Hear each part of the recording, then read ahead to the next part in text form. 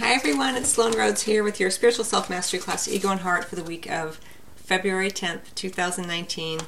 I'm sorry about the lighting, I've been playing with it, but it's a little wonky tonight. I've got everything packed up, so I've got these lamps in here. They're not that great. Okay, so this week I'm going to be drawing from the Tarot of the Spirit deck by Pamela and Joyce Eakins. One card looking at the overall energy for the week, and then with that card we'll be looking at how the ego may try to distract us, and where the heart-centered energies are asking that we can kind of explore them more. And then one card in the position of what we can expect or look forward to regardless. And just to remind you that all of my videos that I provide here on YouTube are available in audio format on the audio podcast, so you can listen to them as well as watch them here on YouTube, and there are links below. I also have my online courses available at the Sloan Academy, and there are links below. And if you'd like to make an appointment with me, you can check out my website, sloanrhodes.com, and there are links below.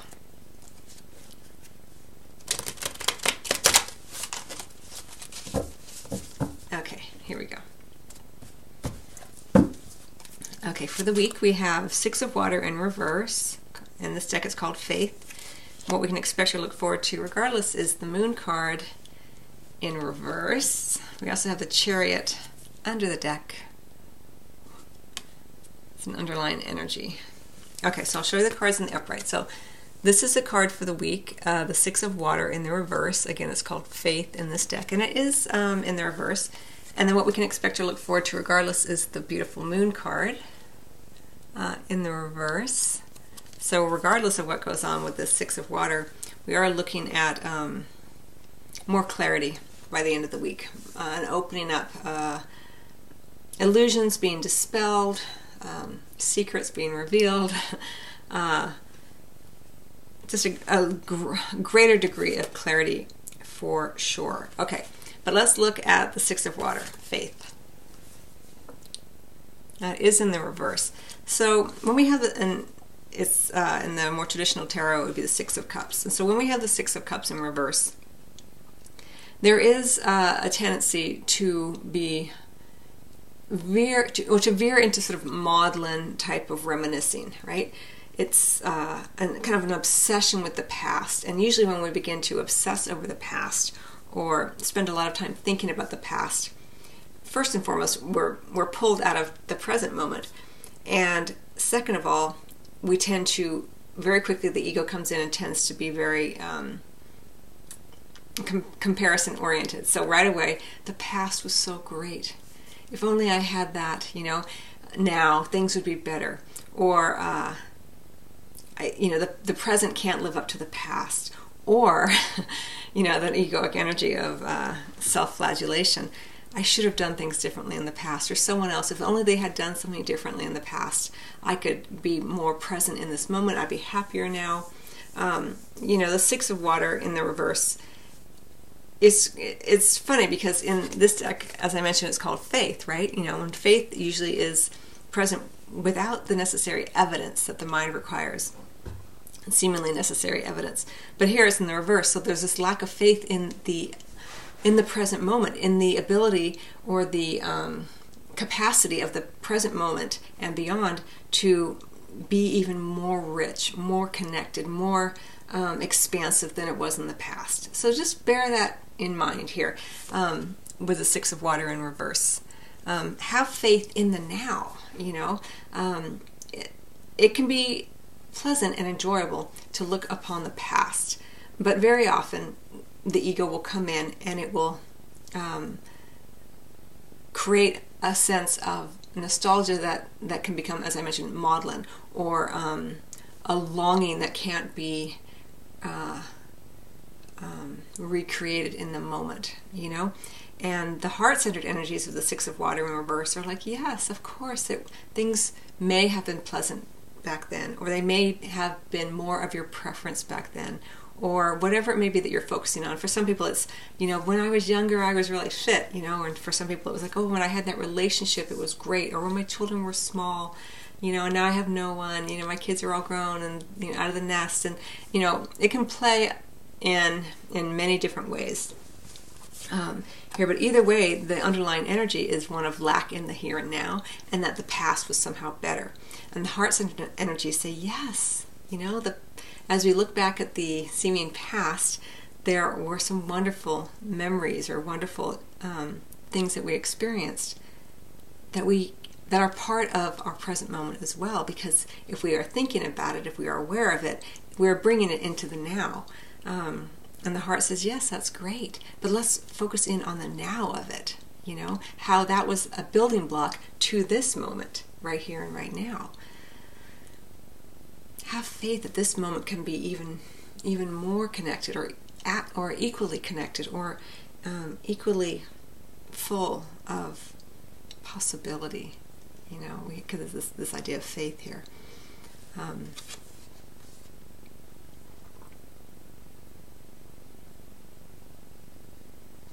Sometimes we have a preference for red, but as this kind of spins, I kind of see it like almost like one of those games where you hit it like spins around and you hit like a buzzer or hit a knob and it stops, and then whatever color shows up is the color that you play with.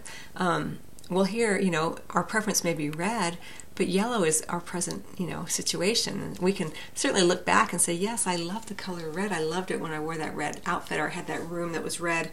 But in the moment, I have yellow, and yellow's just as beautiful. It's different, but beautiful in its own way. It's when you consider gratitude, right? Many times we are grateful for something because it's not something else. I think you may have heard me say this before, but it's an important distinction here, because if you are grateful for this moment, for being just as it is, you're in more of the heart-centered energies. But when you are grateful that this moment is better than something in the past, then you are going into the realm of where the ego kind of likes to kind of lead you, which is in the comparison. I'm grateful for this because it's not this. I'm grateful I have a car because I don't have to walk. There's a subtlety there that can be a slippery slope in terms of the egoic energy. So just watch where it comes in and do your best to be present with the memories as they arise and say, yes, those were lovely memories.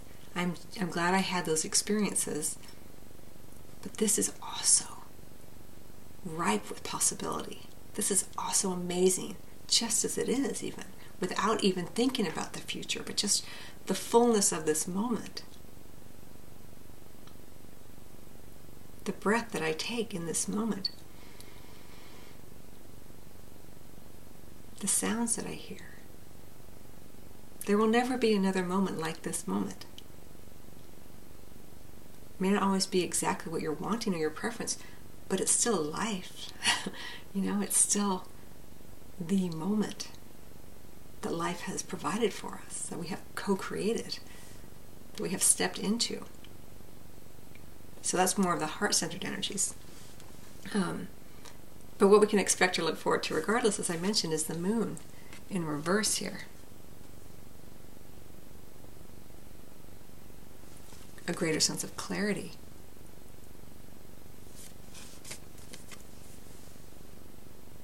Sometimes secrets being revealed, either by you or someone to you, or you just find out about a situation that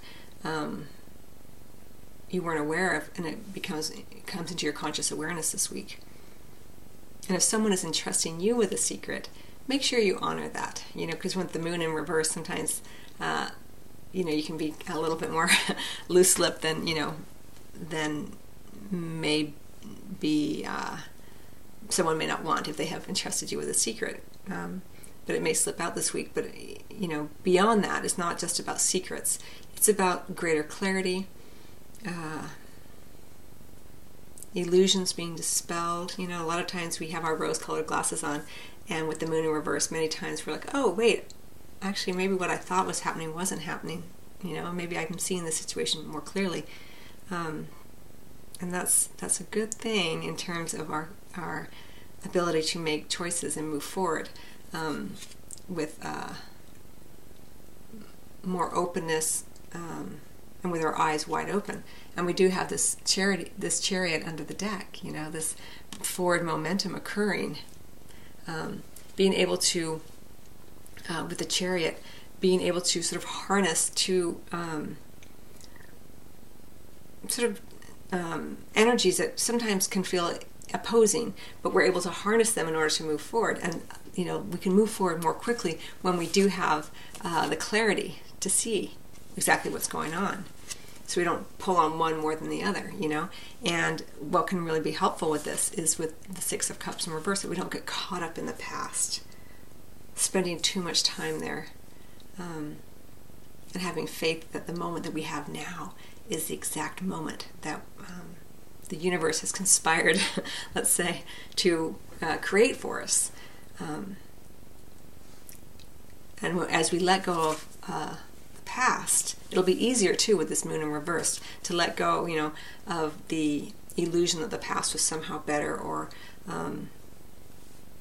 getting caught, too caught up in the nostalgic musings about the past and this and that. It'll be easier with the moon in reverse, and it'll be easier to move forward more quickly, more swiftly, more adeptly,